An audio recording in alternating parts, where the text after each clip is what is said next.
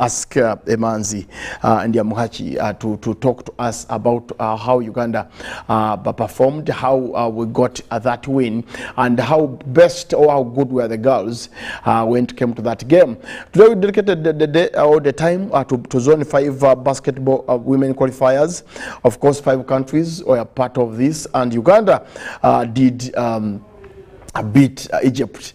For me, that's what I didn't see that coming, and maybe Emanzi, we should have seen it coming.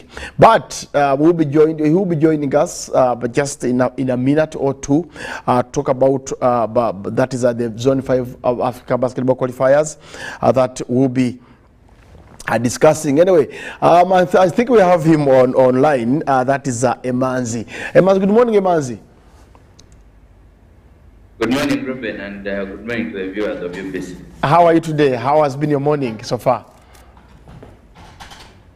I'm very fine. Very fine. I can't complain. Okay. Sorry, but it was short notice, but I needed to get your expertise. I know you have followed basketball for quite some time, and I need you to expound or to give us an in-depth analysis regarding the ladies' team. How did you perform against Egypt, and how was the camp? How did the girls perform, and what is the atmosphere there? Well, the performance is good, obviously. The fact that we won the game, you know, basketball is the kind of game where even a win with just 1 point is good enough, and it doesn't matter if you win by a point or 100. And to beat a team like Egypt is a big-time achievement for Ugandan basketball. Okay. It only takes me back to 2021 when Uganda, the men's team, beat Nigeria at AfroBasket. These are some of the small victories that we have to celebrate as a country, because it's about an Egypt team that is a lot more talented and more prepared for the championship than we are. And at the end of the day, Uganda took the day, but our backs were against the wall. We needed to win because we lost the opening game to Kenya. So losing to Egypt last night would have meant that Uganda is out of contention for booking a ticket to the AfroBasket. So I guess that went through the girls' minds, and they came out guns blazing against a tough Egypt team. And somehow managed to hold on, because Egypt had staged a comeback late, and Uganda just held on to win by a point. So it was a big win, and we can only wait to see what the team does against South Sudan today. Okay, let's break the team performance down, Emanzi. Let's look at the starting 5. How did they perform? Well, first of all, there were changes to the starting 5. If you remember, in the first game, the coach looked like he had gone with the same lineup and just added Maria Najuma and Janon Odo, who is the naturalized player. And we had, of course, Rita Imanishimwe, Flavio Kecha, and Hope Akelo completing that lineup. But yesterday, he made some changes and started with Evelyn Nachinji, who many people look at as the next big thing for Ugandan basketball, and Brenda Ekon. And I think from just the lineup, it was very clear that the coach wanted a running game, a very fast transition game.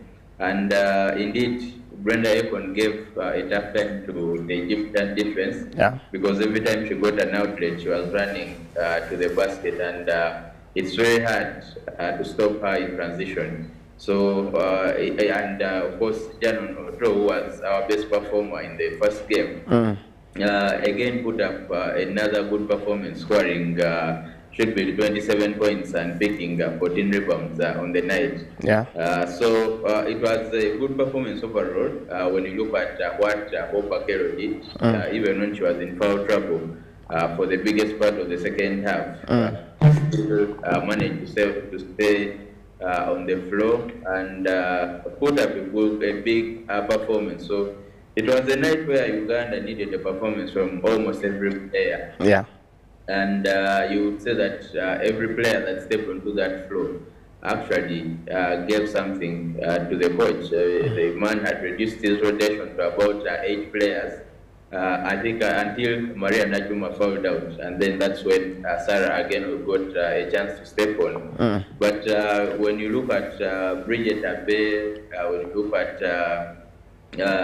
Brenda Akon, when you look at Flavio Kecho, who also came off the bench in this one, everyone who stepped onto that floor gave a good account of themselves. In the end, it was a very big win for Uganda.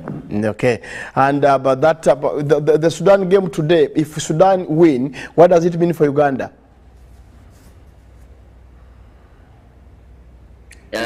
Well, if Sudan win, that would ideally that might put us out of the picture again. Yeah. Because we have already lost one game, and there are only 4 teams that are fighting for a ticket. That is South Sudan, Uganda, Kenya, and Egypt. So Rwanda is also here, but they have already qualified for the finals because they are going to be the hosts of the fight in July and August. So for them, they are just here to test a few things and see how their team is doing. So their results that you get against them do not count in the end. So Uganda need to beat South Sudan to make it 2 wins out of 1. If we beat South Sudan, we shall have automatically gone on to be one of the top 2 teams in the end. Yeah. And at the end of the day, we shall have the seed 1 and seed 2 playing in the final on Sunday to decide who takes the ticket to AfroBasket. So for us to get to positions 1 and 2, we need a second win, and that has to come today. If we do not win, then that's a big problem. Of course, the calculations would have gotten complicated because that would then bring South Sudan back into the picture. They already lost to Egypt. They beat Rwanda yesterday, but that result does not count in terms of who qualifies. So that would put them on 1 win. And idea that all the teams have 1 win because Kenya already beat Uganda, Egypt already beat South Sudan, now Uganda beat Egypt. So that would mean that you wait for wins between Kenya and Egypt, and then we decide. It would be very complicated to find the second team. Okay, Emanzi, now let's go back to the tactics and the team. You did say it right that the coach had to make changes against Egypt. Do you think he's going to maintain the same team but that beat Egypt, or there will be other changes within the team? First of all, remember this is a new coach. Yeah. This is a new coach. He's doing this for the first time, and he's going to make some changes. He actually already made changes to see the team that he came at the start of it all. You remember we had Zainal Okwameri missing out on the final team. Yeah. And I mean, that only shows you that for him, he goes with what he sees at the moment and not the history of the players. So that's what we saw. He has already made some big calls, so we can only wait and see if he'll be able to make any changes. But if you ask me, the team that played yesterday will probably play again more minutes today against South Sudan because from what I saw in practice and what the coach has been preaching, it's a very fast transition game that he wants because of our size. We are a small country and we do not have so many players with size to compete with the likes of Egypt, Kenya, and South Sudan. So our biggest chance is in a quick transition offense, and that's the only way we can score. So I'm sure I would not be surprised if you see Brenda Akon still part of that lineup and playing some big minutes. So yes, like I mentioned earlier, the coach has reduced his rotation. There are players that are not getting a look in. He has about 8 players that he's relying on, and the rest might not get a chance to step onto the floor. So I expect him to maintain the lineup that got the result against Egypt. But of course, the fact that this will be our 3rd game in a row, there might be reduced minutes for some of the players because of fatigue and all that. Uganda has played 2 games already in 2 days. So this will be our 3rd straight game. And I think our rest day will be tomorrow. So maybe fatigue comes in, he might make some changes. But by and large, I expect the lineup that started yesterday to come out guns blazing again against South Sudan. Okay, for me, in my opinion, I would love to see Marita, Flavia, Brenda, and Hope start. Of course, you know, Flash is a good player, and of course, Rita. The Rita I watched at UCU a couple of years ago, not the Rita of today, but I think she has experience, and if she starts a game against Sudan, I think we'll have a chance to get 2 wins on the trot. Yeah, maybe I should tell you that the Rita you watched of UCU, the one we have today, you said they are different, but the one of UCU was the student. This one is a Narumbo. She has twins, and of course she's not growing younger. Yeah, true. True. For me, the one of you. She's doing well. She still actually got results. If you remember the game against Kenya, when you could not find offense, she tried to get her shot, got her some rhythm in the 3rd quarter especially. So I think everyone has tried to give their best, and Rita is one of those. Some of the things that we might not pay a lot of attention to is the kind of defense that we played yesterday. Yeah. Because with about 13 seconds to play, Egypt had possession and we were leading by just a single point. So at least Egypt is a team with a lot of experience that could have won that game. But the girls put their bodies on the line, played some good defense down the stretch, and made sure that Egypt did not get that basket that they were looking for to win the game. So credit to them.